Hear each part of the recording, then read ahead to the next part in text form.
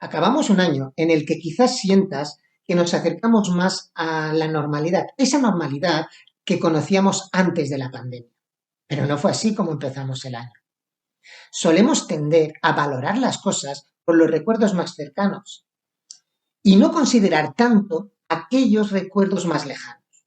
Pero espera, te vamos a contar cómo hemos visto nosotros este año.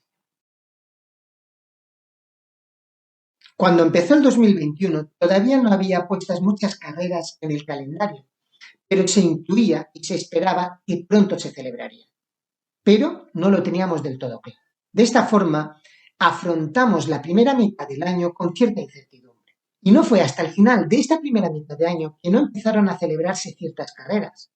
Pero estas competiciones eran de distancias más cortas, 5 o 10 kilómetros. Durante todo este periodo, sin competiciones, pero que sí se podía salir a correr, y esto arranca a mitad del 2020, nosotros seguimos entrenando a un grupo de corredores, buscando en ellos una progresión constante, más suave que si se estuviera preparando una competición.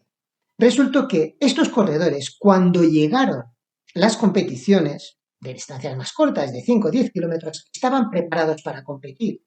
Hay que decir que estas competiciones no eran planificadas y estructuradas como un objetivo, sino que eran competiciones más bien para disfrute personal, para pasarlo bien. Todo esto se tradujo en que algunos de estos corredores, y por sorpresa, hicieron mejor marca personal.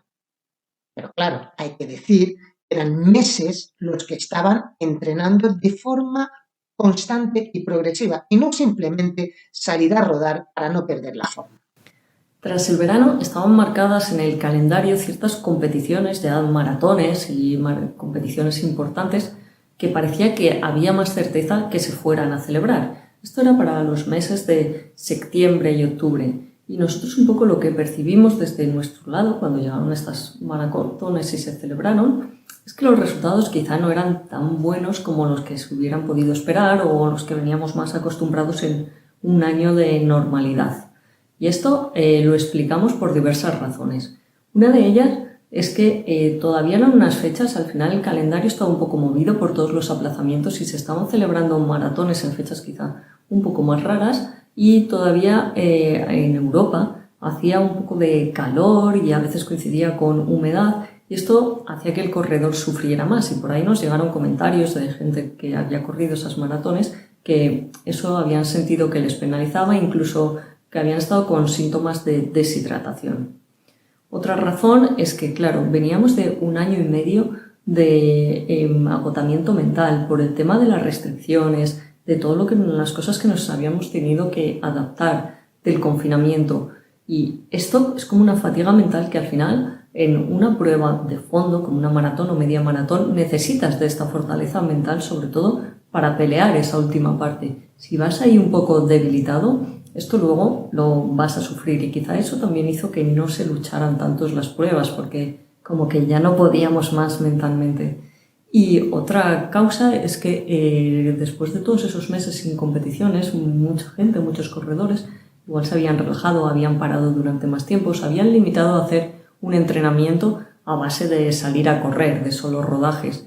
Esto supone que tu forma física va bajando, no es lo mismo un entrenamiento más variado que te exija más y te obliga a subir más tu punto de forma que solo rodar, que al final es ir bajando poquito a poco tu forma. Y además, con esa incerteza de qué competiciones se iban a celebrar o no, esas primeras competiciones podían pillar a muchos todavía un poco como precipitadas, como que no habían dejado suficiente tiempo para prepararse y a lo mejor venían de estar prácticamente parados o entrenando muy poco a entrar en un ciclo específico que a veces les pillaba ya casi empezado cuando decidían ponerse en marcha y esto hacía también que no llegaras tan bien preparado a esas carreras.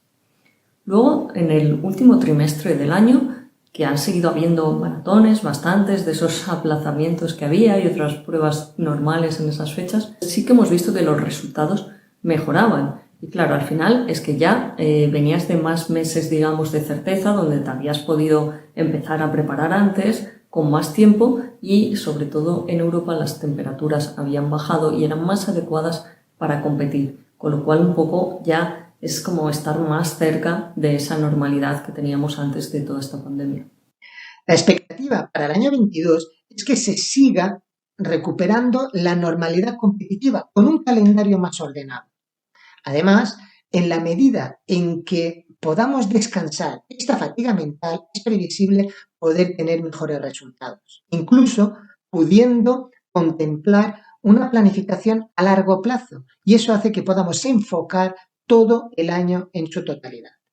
Y eso es lo que te recomiendo ahora en estos momentos, que pienses en qué competiciones te gustaría hacer el año que viene. Lo ideal sería que definieras 2 picos de forma de maratón al año, con tiempo o margen suficiente entre ellas para poder bajar de forma después de haber competido y tener tiempo suficiente para volver a subir. Lo que no te recomiendo sería un solo pico de forma y que este fuera a final de año, porque sería como que te lo jugaras todo a una carta. Y si luego te va mal, podría dolerte mucho. O está el caso opuesto, que sería que eligieras 3 picos de forma en maratón. Pero claro, querer competir bien en las 3 maratones dejaría muy poco margen de recuperación entre ellas.